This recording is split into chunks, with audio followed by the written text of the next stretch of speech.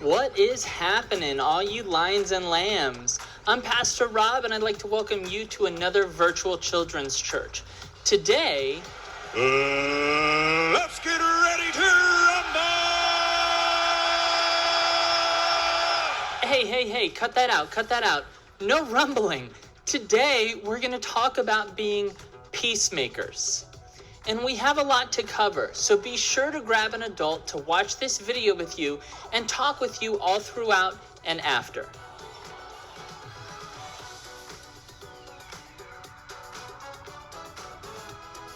Today we're going to talk about being peacemakers, and a big part about being peacemakers is knowing how to deal with conflict.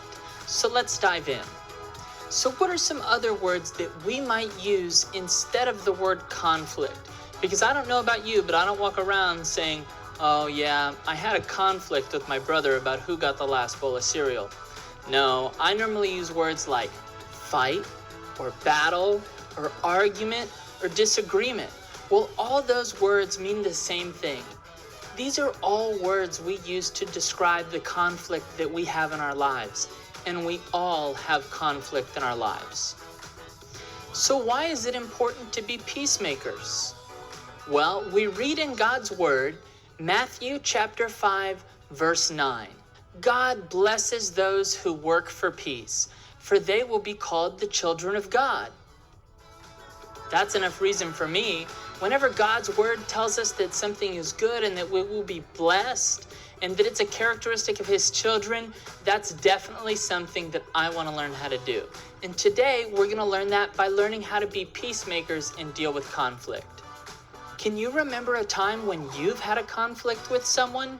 We've all had conflict. So go ahead and take a second, pause, and talk with whoever's watching this video with you about what that was like.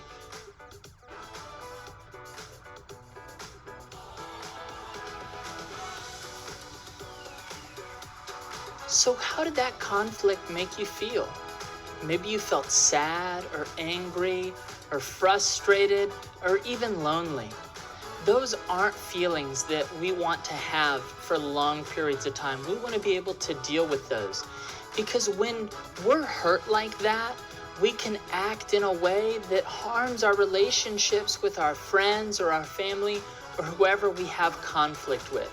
So it's important to learn how to deal with conflict so we can be peacemakers in our relationships. Repeat after me. Conflict is a slippery slope. Okay, one more time. Conflict is a slippery slope. Very good.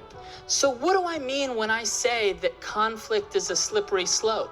Well, let's look at this diagram, and I'll give you a word picture of exactly what I'm talking about. This picture shows us that conflict is a slippery slope, and we need to stay on top of our conflict. Responses to conflict fall into three categories. There on the left, we have escape. There on the right, we have attack. And right there in the middle where we want to be is the work it out section. There are three types of each of these three responses. So let's look at those in detail. Now, no one likes conflict. So a lot of times when we're confronted with conflict, we can use an escape response to try and get away rather than work it out. And trying to escape conflict is not what a peacemaker would do. Let's look at the three escape responses. The first is denial. And denial is where we say the conflict doesn't exist and we refuse to do anything to work it out. Now that's not honest, and it's not going to be the right response to conflict when we know that there's conflict there. The second escape response is called playing the blame game. When we're faced with conflict, we can blame someone else and refuse to acknowledge the consequences of our actions so that we don't have to deal with the conflict. This would be the same as pretending that we never did anything wrong and that we are not to blame, whether we are not accepting responsibility or whether we're blaming someone else. That's playing the blame game, and that's not a peacemaker response. The final escape response to conflict is running away. This is where we just physically leave the situation and ignore it altogether. Maybe if we had a conflict with a friend, we would decide not to talk to them or maybe not to even look at them while we're in the same room. This is definitely going to damage our friendships and is not the way that we should respond. Now, escape responses aren't the only wrong responses to conflict. Sometimes, instead of trying to escape, we attack. We try to use pressure to get things our own way. And these attack responses aren't good responses to conflict either. There are going to be 3 of these as well, so let's look at them one by one. The first is using put-downs. That's when we say mean things or use harsh language towards other people to try and force them into giving us what we want in the face of conflict. This can really hurt people's feelings, and it's not God-honoring, so it's not how we should respond to conflict. Now, the second attack response is gossip. A lot of times when we think of attacking someone, it's to their face. But when we talk about someone behind their back and spread rumors and say mean things about them, that's gossip, and that can also hurt them. So that's why it's a form of attack. But this is not how we should respond to conflict as peacemakers. The last attack response might be the first one that you thought of when the word attack came up, and that's to physically fight. We should never settle our conflict physically, using just brute force or meanness to try and get what we want. That's a way where both people can get hurt, and it is not a peacemaker response. So we've learned that conflict is a slippery slope.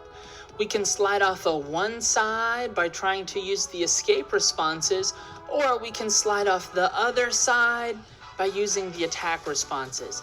But as peacemakers, we need to be equipped to deal with conflict, and so we need to stay on top of it. Right in the middle, remember our diagram. Those are the work it out responses. Now we have 3 work it out responses I want you guys to learn about. The first is overlooking an offense. Overlooking an offense is something that we can do all by ourselves. You'll see the other work it out responses, we need help from other people. But to overlook an offense, it simply means to decide to forgive the person that potentially started this conflict. Another way of saying it is don't sweat the small stuff. We read in Romans 12:18, do all that you can to live in peace with everyone. And when we overlook a small offense, deciding to forgive that person and understanding that we all make mistakes and they make mistakes and Jesus came to forgive us so we can forgive others, then we can overlook an offense and avoid conflict altogether. This is a great way to deal with conflict that might start from something little. But sometimes we face conflict that's a little bit bigger, and it's something that can't be overlooked. In those situations, we have 2 options.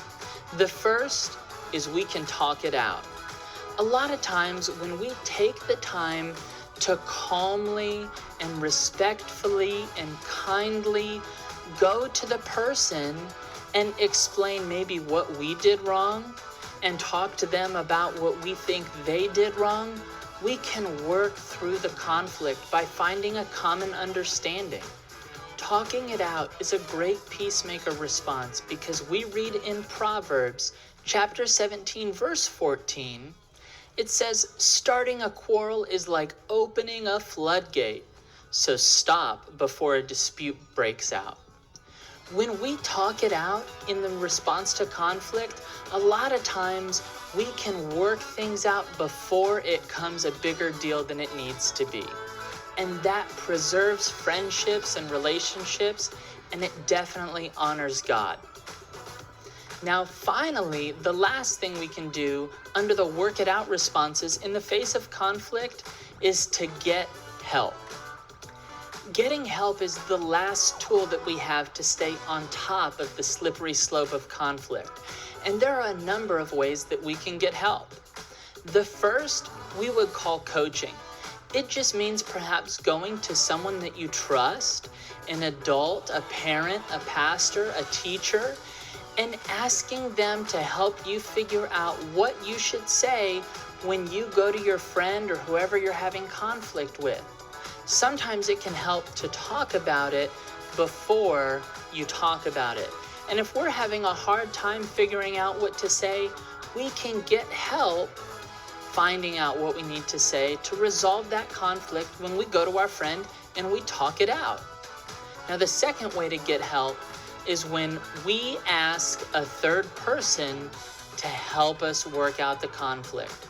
So let's say two friends, James and Kent, were in a fight.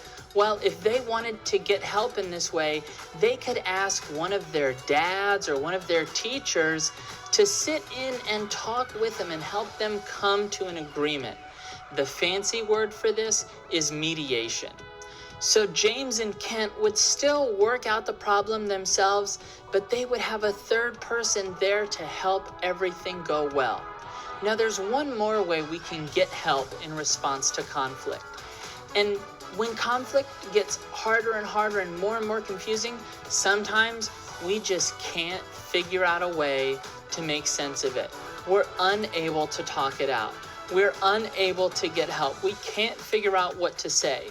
So we can get help in allowing someone else to decide how things should work out. The fancy word for this is arbitration. But like we said with our friend James and Kent, what arbitration would look like, what getting help in this way would look like, would be they both share their perspective. They both share their sides of the story. And then this third person that's there to help them says, okay, guys, this is what we're going to do. They're not necessarily asking them, but they're telling them. Now, we don't always need to resort to this. A lot of times we can work out conflict just with the person that we're having conflict with. But it's important to know that as things get harder, if you can't find a solution, if you can't manage to resolve that conflict, then you can go and get help. Now, that's a whole lot of information. And I hope to get more time to talk about being peacemakers. But for this week, let's do a quick review. We learned that conflict is a slippery slope. And based on our responses, if we try and escape conflict, we can fall off that side. Or if we try and attack the other person in response to conflict, we can fall off that side. But if we stay on top of conflict, right in the middle, then we can resolve the conflict by getting help, by overlooking an offense, or by talking it out. Those are all great ways to be peacemakers. And remember that we want to stay on top of our conflict because Matthew 5:9 says, God blesses those who work for peace, for they will be called the children of God. So this week, I want you to look out for the conflict that arises in your life. You won't have to look very hard. It happens quite often to a lot of us. And although I want you to try to pursue those work it out responses, I don't think we're always going to get it right. And it's going to take some practice.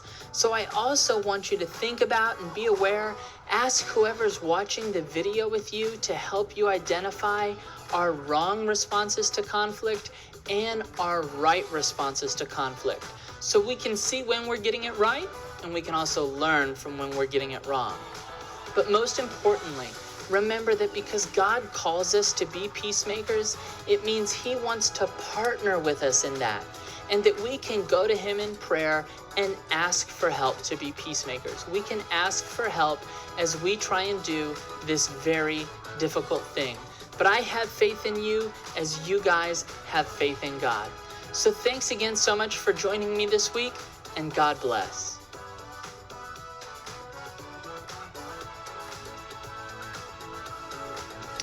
Hey parents, I just wanted to share a quick resource with you. Today's lesson was taken out of The Young Peacemaker by Corlett Sand. It's an absolutely wonderful resource if you have children that struggle with conflict, and it's 12 lessons, very accessible, definitely something I would recommend if you want to dig in deeper with your kids to the topic of conflict that we covered today.